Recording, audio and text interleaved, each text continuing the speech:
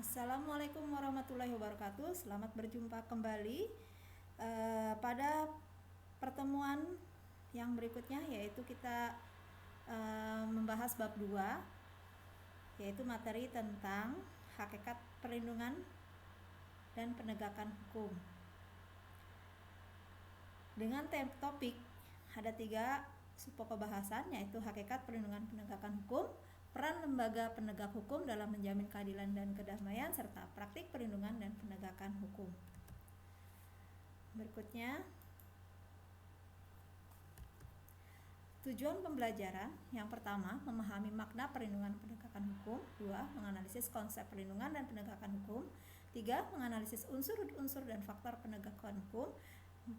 4. Menganalisis makna tegaknya hukum atau supremasi hukum. Oke,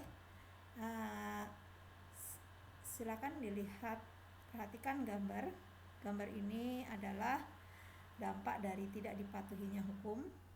Ya, di sini ada 2 orang pelajar yang sedang mengendarai sepeda motor tanpa menggunakan pengaman atau pelindung kepala, yaitu berupa helm.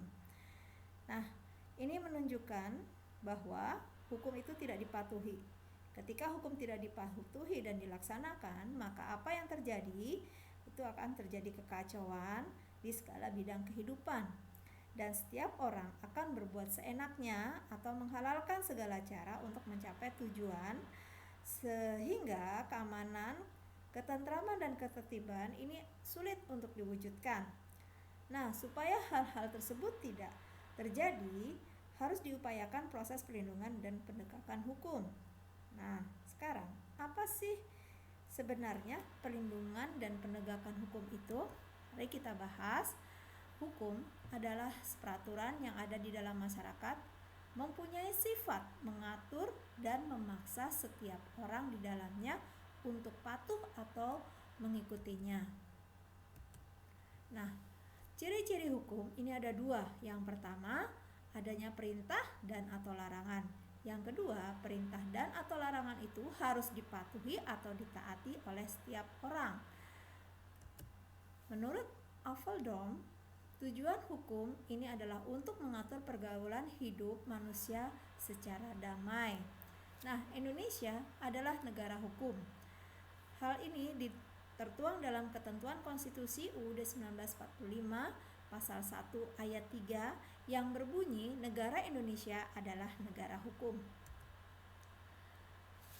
Menurut Philippus, perlindungan hukum adalah perlindungan akan harkat dan martabat serta pengakuan terhadap hak-hak asasi manusia yang dimiliki oleh subjek hukum berdasarkan ketentuan hukum dari kesewenangan atau sebagai kumpulan peraturan atau kaidah yang akan dapat melindungi suatu hal dari hal lainnya. Menurut Jimli Asidik, penegakan hukum adalah proses dilakukannya upaya untuk tegaknya atau berfungsinya norma-norma hukum secara nyata sebagai pedoman perilaku dalam lalu lintas atau hubungan hukum dalam kehidupan bermasyarakat dan bernegara. Nah, dari beberapa pendapat, maka dapat diambil kesimpulan bahwa unsur-unsur perlindungan hukum itu, yang pertama, adanya perlindungan dari pemerintah kepada warganya. 2. Jaminan kepastian hukum. 3. Berkaitan dengan hak-hak warga negara. Nah, macam-macam perlindungan hukum. Perlindungan hukum terhadap konsumen diatur dengan Undang-Undang Nomor 8 Tahun 99. Perlindungan hukum terhadap hak atas kekayaan intelektual. Perlindungan hukum juga ini diberikan kepada tersangka sebagai pihak yang diduga telah melakukan pelanggaran hukum, serta masih banyak lagi undang-undang yang mengatur tentang perlindungan hukum terhadap warga negara. Nah, apa sih bedanya perlindungan dan penegakan hukum? Perlindungan hukum adalah upaya pemerintah atau lembaga untuk mengusahakan pengamanan, penguasaan, dan pemenuhan kesejahteraan hidup sesuai dengan hak asasi manusia.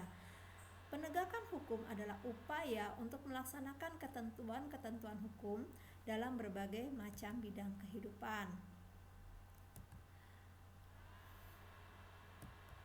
Nah, suatu kondisi apabila perlindungan dan penegakan hukum itu dilaksanakan dengan baik, maka akan terciptalah yang namanya supremasi hukum benar-benar ditegakkan. Yang kedua, benar-benar tegaknya keadilan yang ada di masyarakat, dan masyarakat akan menjamin kehidupan yang tertib. Apa sih dasar hukumnya?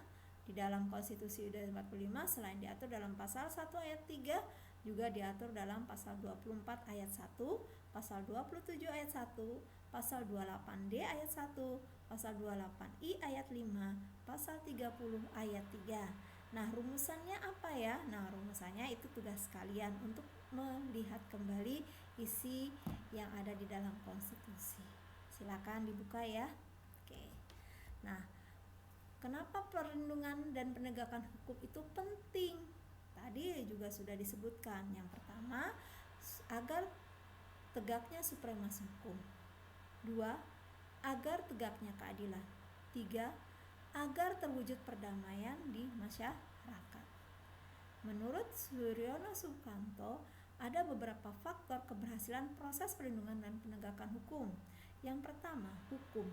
Hukum adalah undang-undang yang dibuat tidak boleh bertentangan dengan ideologi negara. Yang kedua, penegak hukum, yaitu pihak-pihak secara langsung yang terlibat dalam bidang penegakan hukum. Yang ketiga, masyarakatnya, yaitu masyarakat di mana hukum tersebut diterapkan.